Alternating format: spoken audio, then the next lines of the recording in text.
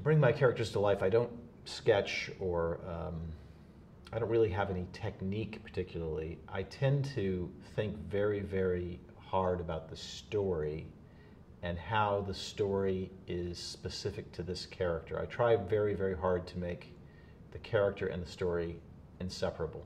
Like, this story could only be happening to this person. This is the perfect story for this character. So I tend to outline.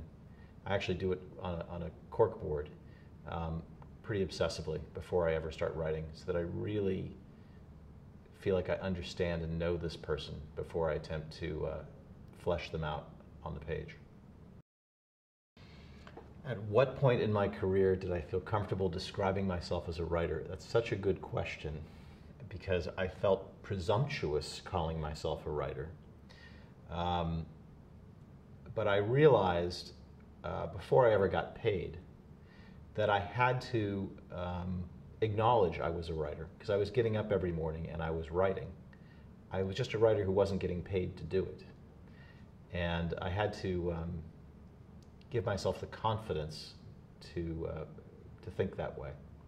And then eventually I did start getting paid. But I think writers tend to have a huge amount of insecurity because it's so hard to prove the worth of what you do. When I'm writing, it's never the same thing twice. I would love to say that every time I write, I know what the ending's going to be, and sometimes I do. And when that happens, it's a huge gift to have that certainty about where you're headed. But sometimes I don't. Sometimes I have a notion that is really interesting to me, but it's toward the beginning of the story, or it's in the middle of the story, or I have an image.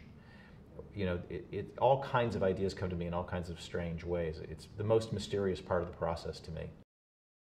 I have never really suffered from writer's block. I've never been at a point where I can't write. I have been stuck on problems.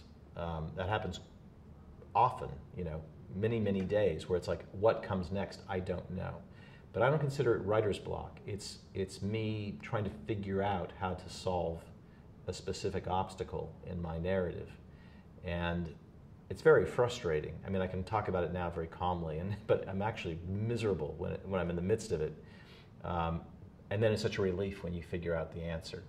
And sometimes it's something more fundamental to your story, a mistake you made many story beats earlier that is only now showing itself as a big problem because you've gotten to this point in the story.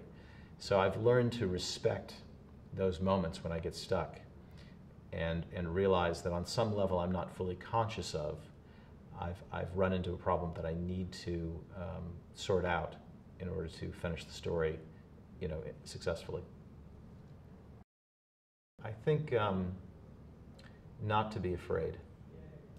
I think I was very fearful in the beginning, and I think a lot of young writers are, that I wouldn't be good enough, that I wouldn't succeed, that I wouldn't be able to make a living, and that I wouldn't be good. Because I think it took me a while to get actually good at my writing. I think I was very, very green in the beginning. And it's an act of faith to become a writer, because very few people start out very good. You have to work at it to get a certain level of competence. And even then, most of us are acutely aware of our shortcomings and how much better we could be. There's always somebody better, always a lot of people better than you are. But I think what I've learned as I've gotten older is to set aside that fear, that the fear isn't helpful. It gets in the way of you listening to your voice, to what you have to offer. And the more deeply you can connect with who you are uniquely and what you uniquely have to say, the more likely you are to be successful as a writer. So I think that fear was a handicap, and it's only because I've been doing it so long and I've been able to succeed repeatedly that it's eased a bit with time.